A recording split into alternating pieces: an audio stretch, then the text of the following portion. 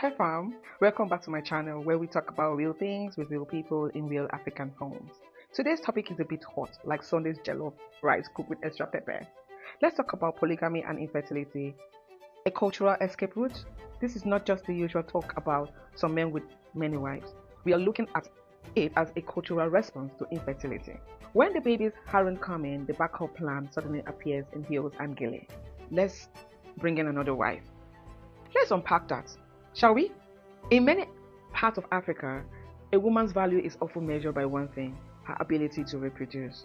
Not her kindness, not her business skills, not her emotional intelligence, just womb performance. When there is a delay in conception, whether it's 6 months or 6 years, the pressure begins. But not on both parties, no. Not on the man who might have never stepped inside a fertility clinic. The spotlight beams directly on the woman, like she is in a womb audition. You will hear things like, "No pregnancy yet, let him take another wife." And it happens so quickly, easy and traditional. Does that solve the problem? Do we even sit to think if that solved the problem? Let me tell you about a real story. A woman I know, so in this context we'll call her Chioma. Chioma got married and waited patiently. 1 year no baby, 2 years nothing. They tried everything. I mean everything. Like visiting the doctor, prayer camp, taking herbal roots that smell like expired onions. Man, when she gave me that story, ew. Then her mother-in-law called a family meeting. You would know it's serious, especially when the wife is not invited to that meeting. And the verdict was, Chioma is a good wife. At least acknowledge she's a good wife. But maybe God gave her a different gift. Let us help our son. How selfish. They put Chioma on the table and butcher her. And just like that, plans began for a second wife. Let's be honest, people. Polygamy has deep roots in our culture that we know, right? It has a deep roots in our culture. During our forefathers' time, in some communities, it was normal. Kings had many wives, farmers needed big families. Sometimes it was about survival, other times it was pure ego. But in today's world, where we have fertility clinics, counseling, and IVF, using polygamy as a shortcut solution is like using a cutlass to do surgery. It's not just outdated, it's unfair. Because nobody ever suggests another husband when the man can't perform. Or imagine if we say this to the women, right? Your husband's sperm count is low. Maybe you should take another man. It's even funny the way me saying it. It sounds funny. The thunder and lightning. Hey God, it no go easy. Walai, it no go easy. But then the double standard is wild.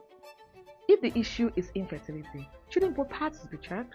But no, the woman becomes the scapegoat, and the husband, he gets a reward. Another woman, more attention, and the sympathy of being a man. Oh, and let's not act like polygamy is peaceful either. You bring a second wife, and suddenly the house becomes a low-budget reality show. Big Brother wives, and the topic will be the ovulation edition. Hey, wahala. Hey, ha, they play. There's usually tension. There is a silent treatment. Sometimes the new wife is 20 years younger, calls the first wife auntie. Peace disappears, intimacy suffers, and nobody's even pregnant yet. But here is what really hurts: the emotional toll on the first wife. She's not just battling hormones, hospital visits, and hope. Now she's also dealing with replacement and having to share her husband. As if she's a furniture. As if infertility makes her disposable. Let's say it loud. Infertility is not failure. It's not a flaw. It's a medical condition. It doesn't make you less a woman, my darling. And it doesn't make your marriage less valid. Now, before someone will say, but what if the man genuinely wants more kids? Isn't polygamy better than cheating? I hear you. Let me also say this. Choice is key. If both partners agree to a polygamous setup, go ahead. That's your journey. But when it's forced on one partner, especially as a response to infertility, that is no longer tradition. That is emotional abuse dressed in cultural agbada. And for the record, polygamy doesn't guarantee babies either. You can bring in 3 wives, 3 new wives, and still be attending baby showers for everyone but yourself. What is the way forward? Normalize fertility education for both men and women. Encourage testing and treatment early for both parties. Protect women from being punished for something that might not even be their fault. And finally, let's stop using polygamy as a first aid kit for fertility issues. It's not fair. It's not kind. And it rarely works out the way they imagine. If you're watching this and you are being pressured, blamed, or sidelined because of infertility, please hear me. My darling, you're not alone.